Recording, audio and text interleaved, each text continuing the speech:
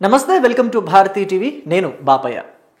YSR Congress party అధినేత YS Jaganmohan Reddy అధికారంలో నుంచి దిగిపోయిన తర్వాత ఆయన ఏ పర్యటనకు వెళ్ళినా కానీ ఏదో ఒక అవాంతరం ఎదురవుతూనే ఉంది. అయితే గతంలో చూస్తే ఒకసారి ఆయన పర్యటన సందర్భంగానే మామిడి రైతుల్ని ఆయన పరామర్శించడానికి వెళ్ళినప్పుడు వైఎస్ఆర్ కాంగ్రెస్ పార్టీ వాళ్ళు ఏకంగా మామిడికాయలంతా కూడా రోడ్డు మీద పోసేసి మామిడి పండ్లని తొక్కించుకుంటూ నిరసన తెలిపారు. ఆ తర్వాత ఒకసారి ఉల్లి రైతుల నిరసన కోసం అని చెప్పేసి ఉల్లిపాయల మీదకి ఎక్కించుకుంటూ వెళ్ళారు. ఆ తర్వాత ఏకంగా జగన్మోహన్ రెడ్డి తన పార్టీలో వ్యక్తిగా ఒక వ్యక్తి ఆత్మహత్య చేసుకుని చనిపోయారని, అది ఎప్పుడో జరిగితే వాళ్ళ కుటుంబాన్ని పరామర్శించడానికని ఆయన తర్వాత వెళ్ళారు.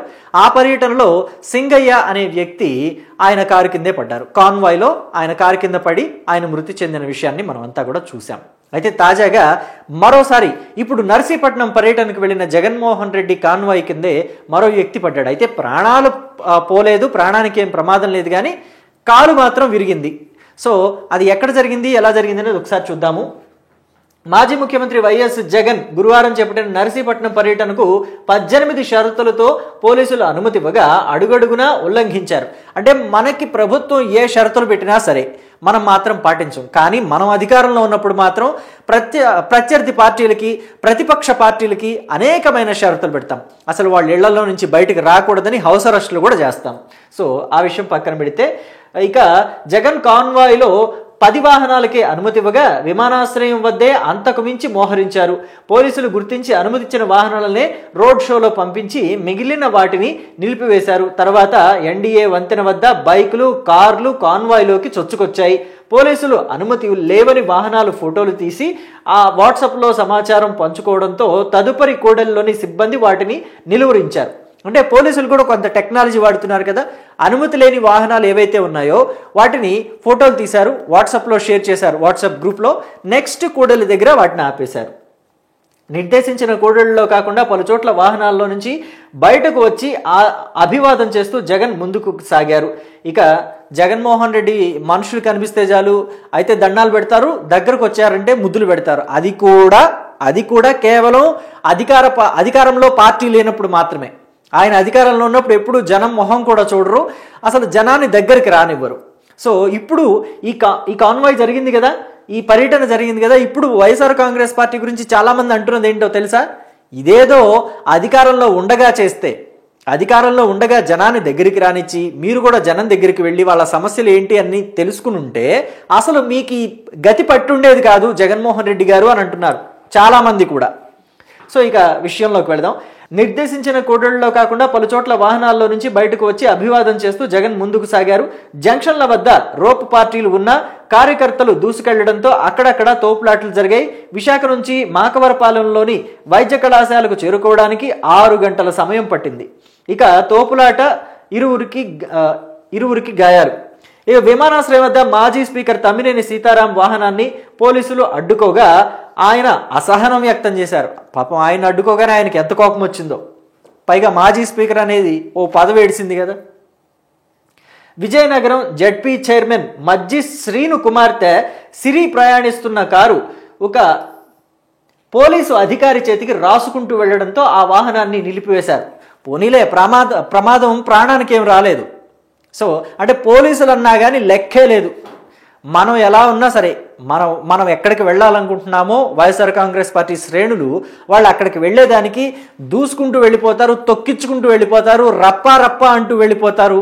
కానీ వెనకాల ముందు ఎవరున్నారు, అసలు మన కారు ఎవరికైనా తగులుతుందా, మనం ఎలా వెళ్తున్నాం అనేది మాత్రం చూసుకోరు.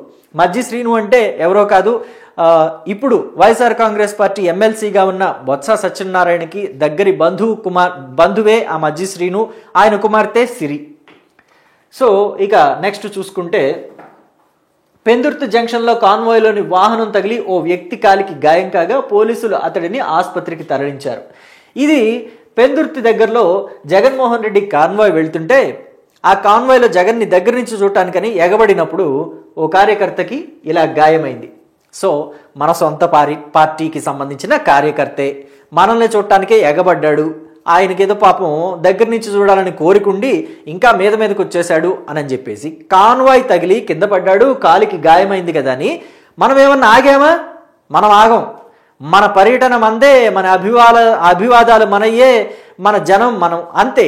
మనం ఇంకా వెనక ముందు ఏమీ చూసుకోం, ముందుకు వెళ్ళిపోవటమే, తొక్కించుకుంటూ వెళ్ళిపోవటమే, అడ్డొచ్చిన వాళ్ళని తొక్కించుకుంటూ వెళ్ళిపోవటమే, మనకి ఇంకా వేరే పనేం లేదు. సో ఇక్కడ జగన్మోహన్ రెడ్డి చేసింది మరోసారి అదే. తన కాన్వాయ్ తగిలి ఒక వ్యక్తి కాలు విరిగినా కానీ ఆ కాలికి గాయమై అతను కుంటుకుంటూ వెళ్తున్నాడు. అంటే ఇక్కడ గాయమైన వ్యక్తిని మన కార్యకర్తే కదా, మన వాళ్ళని పురమాయించి అతన్ని హాస్పిటల్కి పంపిద్దామని ఏం లేదు. అక్కడ పోలీసులే చూసుకోవాలి. ఆ దిక్కుమాలిన వ్యవహారం ఏదైనా ఉందంటే ఆ పోలీసులే, అక్కడ ఉన్న బందోబస్తుకున్న పోలీసులే ఆ వ్యక్తిని హాస్పిటల్కి తీసుకెళ్ళాలి. అంతేగాని మన వాళ్ళు ఎవరూ పట్టించుకోరు, మనము పట్టించుకోము. సో అతడిని ఆసుపత్రికి తరలించారు. తాళ్లపల్లి జంక్షన్ వద్ద రద్దీలో కింద పడి తలకు గాయమైన నూకరత్నం అనే మహిళను కూడా ఆసుపత్రికి తీసుకువెళ్లారు. ఇతడొక్కడే కాదు, తాళ్లపల్లి జంక్షన్లో ఇంకొక మహిళకు కూడా, నూకరత్నం అనే మహిళకు కూడా ఈ తోపులాట్లో జగన్ని చూడటానికి జగన్ కాన్వాయ్ దగ్గరకు వెళ్ళి చూడడానికి ప్రయత్నించిన మహిళ కింద పడి తలకు గాయమైంది. సో ఆవిడ్ని ఇమీడియట్గా హాస్పిటల్కి తీసుకెళ్లారు. ఆవిడ్ని కూడా హాస్పిటల్కి తీసుకెళ్ళింది జగన్మోహన్ రెడ్డి కాన్వాయ్లోని వ్యక్తులు, లేకపోతే జగన్మోహన్ రెడ్డి అభిమానులు, పార్టీ కార్యకర్తలు కాదు, ఆవిడ్ని కూడా వేరే వాళ్ళే తీసుకెళ్లాల్సి వచ్చింది. ఇక తాళ్లపాలెం జంక్షన్ రాచపల్లి సమీపంలో అంబులెన్స్ 20 నిమిషాల పాటు ఇరుక్కుపోయింది. సో చూడండి, మనం ఎవరైనా సరే, ఏ పార్టీ నాయకులైనా సరే అంబులెన్స్కి దారి ఇవ్వటం అనేది సహజంగా జరుగుతూనే ఉంటుంది. అంబులెన్స్కి దారి ఇస్తే ఆ అంబులెన్స్లో ఆపదలో ఉన్న వ్యక్తి వైద్య సహాయం కోసం, వైద్యం కోసం ఎవరైతే వెళుతున్నారో, వైద్యం అవసరం వాళ్ళకి, ప్రాణాల మీదకి వస్తేనే కదా అంబులెన్స్లో వెళ్ళేది. అలా 20 నిమిషాలు నిలపడం వల్ల వైద్యం అందకపోతే, ఆ లోపల ఉన్న మనిషికి ప్రాణం మీదకి వస్తే దాన్ని ఎవరు రెస్పాన్సిబిలిటీ తీసుకునేది? ఆ ప్రాణం పోతే ఎవరిది బాధ్యత? అది ఆలోచించాలి కొంచెం. ఇక తాళ్లపల్లి జంక్షన్లోని వైకాపా శ్రేణులు రప్పా రప్పా అనే నినాదాలు చేస్తూ రహదారిపైకి రావడంతో ట్రాఫిక్కు అంతరాయం కలిగింది. సో మన రప్పా రప్పాలు ఇంకా ఆగలేదు. మొదలైంది ఎప్పుడు? తెనాల్లో మొదలైంది, ఇంకా కంటిన్యూ అవుతూనే ఉంది. రప్పా రప్పా రప్పా రప్ప. ఏమిటి రప్పాలు? ఇలా రప్పా రప్పా నరుక్కుంటూ పోతామని చెప్తే ప్రజలు మిమ్మల్ని నమ్మే పరిస్థితి ఉంటుందా?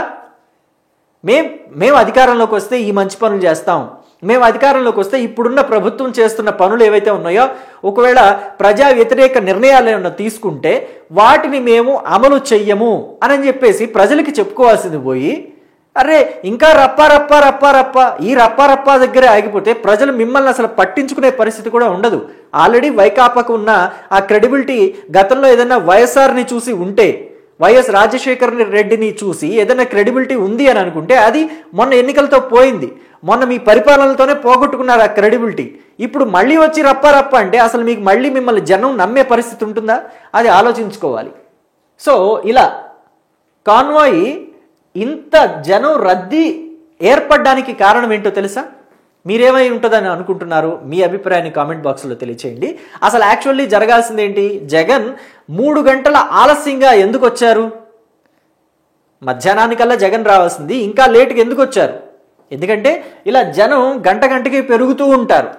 మనం అనుకున్న దానికన్నా జనం సమీకరణ అక్కడ జరగకపోతే, అధినాయకుడికి ఇంకా ఎక్కువ జనం కనిపించకపోతే మూడు రాదు, ఆయన బరిలోకి దిగరు.